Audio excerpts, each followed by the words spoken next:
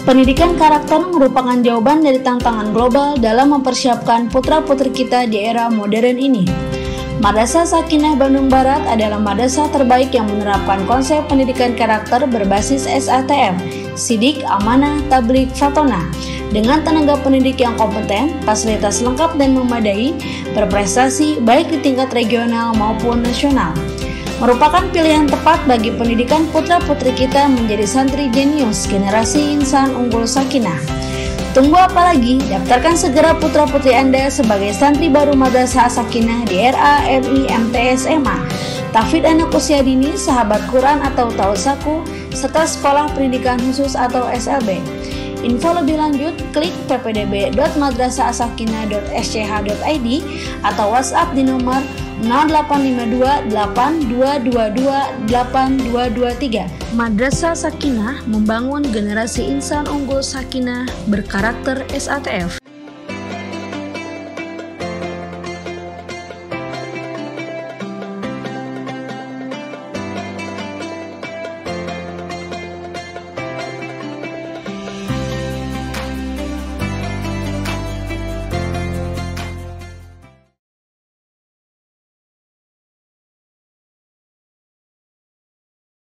Assalamualaikum warahmatullahi wabarakatuh. Alhamdulillahirabbil alamin wa bihi nasta'inu ala umurid dunya waddin. Wassalatu wassalamu ala asyrafil anbiya'i wal mursalin sayyidina wa maulana Muhammadin wa ala alihi wa ashabihi ajma'in. Rabbi syrah li sadri wa yassir li amri wahlul 'uqdatam min lisani yafqahu qawli. Amma ba'd. Salam kenal serta salam jumpa dari Bunda Ai dari unit RA As-Sakinah. Apa kabarnya hari ini soleh-solehah?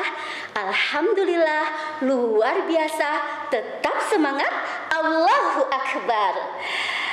Baiklah anak-anakku, sebelumnya Bunda Ai akan mengajak kalian untuk selalu menyimak video-video dari Ustadz atau Ustadzah dari Madrasah As-Sakinah. Insya Allah banyak ilmu yang akan kalian dapat. Baiklah soleh-solehah, kali ini Bunda Ai akan membawakan tentang kisah-kisah dari Nabi kita tercinta Muhammad Sallallahu Alaihi Wasallam yang bisa kita ambil dari sifatnya yang sidik, amanah, tabligh dan fatonah seperti para nabi dan rasul lainnya. Baiklah anak-anakku, dua kisah pertama tentang sidik atau jujur. Anak-anakku, agungnya kejujuran Nabi Muhammad SAW telah terkenal masyarakat Mekah sebelum diangkat menjadi Rasul. Karena itu, beliau dijuluki dengan nama-nama yang baik, seperti As-Siddiq atau orang yang selalu jujur, dan Al-Amin yang dapat dipercaya. Nah, kisah sidik yang pertama dari sirah Nabawiyah. Waktu Muhammad muda, kira-kira berumur 12 tahun, ikut berdagang dengan pamannya Abu Thalib. Dalam berdagang, Muhammad muda dikenal sangat jujur, tidak pernah menipu pembeli maupun menipu majikannya, tidak pernah mengurangi timbangan atau takaran. Beliau juga tidak pernah memberikan janji-janji yang berlebihan, apalagi bersumpah palsu. Semua transaksi dilakukan atas dasar sukarela diiringi ijab kabul. Nah, kisah kedua diriwayatkan Abu Dawud dari Abdullah bin Hamzah. Kurang lebih seperti ini ceritanya. Abdullah bin Hamzah pernah membeli sesuatu dari Rasulullah sebelum diangkat menjadi Rasul. Ia punya pembayaran yang tertunda dan berjanji akan membayarnya esok hari di tempat yang sama. Abdullah lupa sampai 3 hari. Nah, kemudian Abdullah mendatangi tempat itu. Ternyata Nabi Muhammad masih di sana. Masya Allah, sebenarnya itu memberatkan Nabi ya, karena beliau harus berpindah-pindah tempat. Tetapi beliau tetap menunggu di tempat yang dijanjikan. Beliau tidak ingin mengingkari dan tetap jujur pada janji yang telah dibuat dengan Abdullah bin Hamzah. Baiklah anak-anakku, untuk menjadikan Nabi Muhammad SAW menjadi suri tauladan dalam sifat jujurnya, kita mulai dari rumah ya. Seperti yang pertama, meminta izin dengan alasan sebenarnya jika mau bepergian. Yang kedua, bertanggung jawab atas kesalahan yang dilakukan. Yang ketiga, mengerjakan pekerjaan rumah yang dibebankan. Yang keempat, mengembalikan kelebihan uang dengan cepat. Yang kelima, tidak mengatakan sudah ketika diperintah hanya untuk menghindari dimarahi. Yang keenam, mengerjakan sesuatu yang diminta tanpa dikurangi walaupun tidak diawasi. Hati-hati anak soleh, kalau kita berbohong, Nabi Muhammad menggolongkan kita pada orang yang tidak beriman. Na'udzubillah. Nah, baiklah, kisah selanjutnya yaitu dari sifat amanahnya Nabi Muhammad sallallahu alaihi wasallam. Dikisahkan Rasulullah dipercayai sebagai orang yang mampu menjaga barang titipan yang dititipkan kepadanya, bahkan barang berharga dari orang-orang yang membenci beliau atau yang ingin melukai beliau. Orang-orang kafir di Mekah menentang dan mengingkari beliau. Tetapi ketika mereka mempunyai harta yang berharga, mereka tidak menemukan tempat yang paling aman dan sangat percaya tidak akan dikhianati, yaitu tentunya Rasulullah. Ini kemuliaan sesungguhnya yang diakui oleh musuh sekalipun. Nah, kisah ini terjadi saat huru-hara di Makkah. Nabi Shallallahu Alaihi Wasallam mendengar orang kafir akan membunuhnya. Rasulullah langsung berniat pergi dari kota Mekah. Namun beliau tidak lupa memerintahkan Ali bin Abi Thalib untuk mengembalikan harta titipan kepada orang-orang kafir pemilik harta tersebut yang ingin membunuh Nabi. Subhanallah, sampai segitunya ya anak soleh, amanah sekali. Nah, soleh-solehah, dari sifat ini kita bisa mengambil pelajaran. Yang pertama, kita harus bertanggung jawab apabila telah dipercaya. Yang kedua, tidak membiarkan benci dan dendam ada dalam hati kita.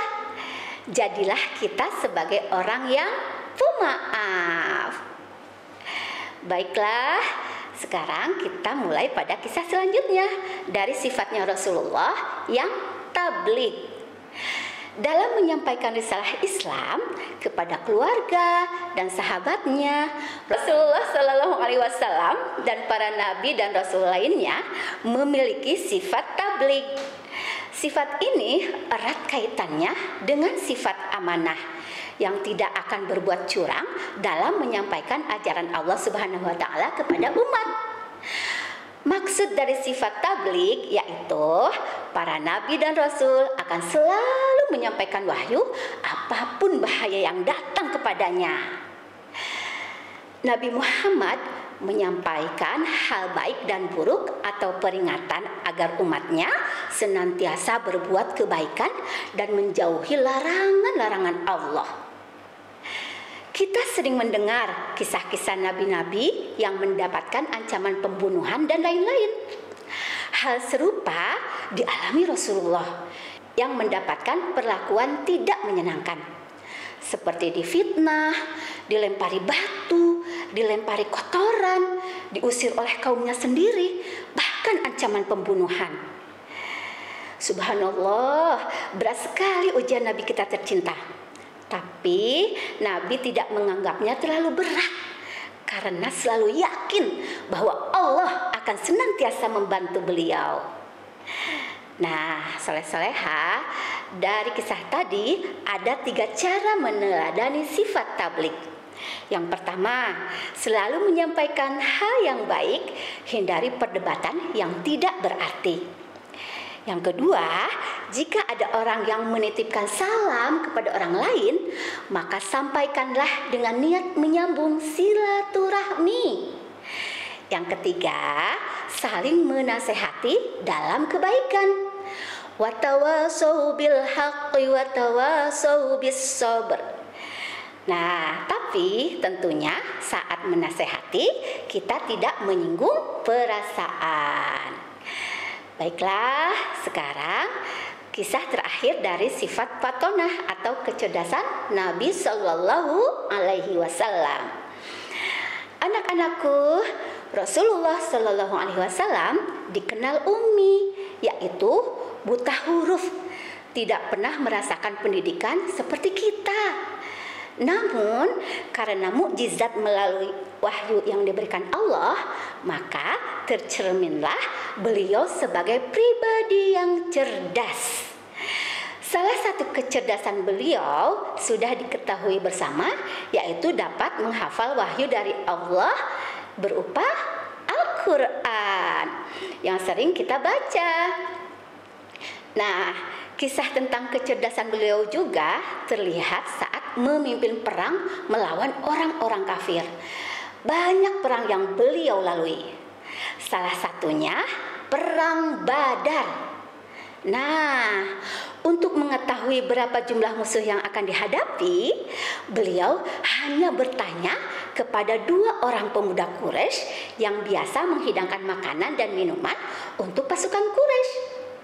Dari sana Rasulullah dapat menaksir jumlah pasukan Quraisy. Masya Allah, subhanallah. Nah, anak-anakku, jika kalian ingin cerdas seperti Rasulullah, yaitu selalu ingat dan bersyukur kepada Allah. Firman Allah dalam surat Al-Baqarah ayat 152, Fadhkuruni azkurkum washkuruli wala takfurun. Ingatlah kamu kepadaku, niscaya aku ingat pula kepadamu, dan bersyukurlah kepadaku, dan janganlah kamu mengingkari nikmatku. Nah, soleh-solehah dengan cara apa ya mengingat dan bersyukur kepada Allah? Tentunya seperti yang sudah kita lakukan. Yang pertama, sholat 5 waktu dan sholat sunnah lainnya ya. Yang kedua, puasa wajib dan puasa sunnah. Yang ketiga, selalu membaca Al-Quran. Yang keempat, bersedekah, mencintai anak yatim, dan banyak hal-hal baik lainnya. Tapi selalu sertakan bismillah ya dalam mengerjakannya, agar kita semua mendapat pahala. Baiklah anak-anakku, demikian sedikit kisah dari Nabi Muhammad Sallallahu Alaihi Wasallam. Semoga menambah kecintaan kita kepada beliau sebagai penolong kita nanti. Terima kasih, jazakumullahu khairan katsiran telah menyimak video ini. Wabillahi taufik wa hidayah. Wassalamualaikum warahmatullahi wabarakatuh.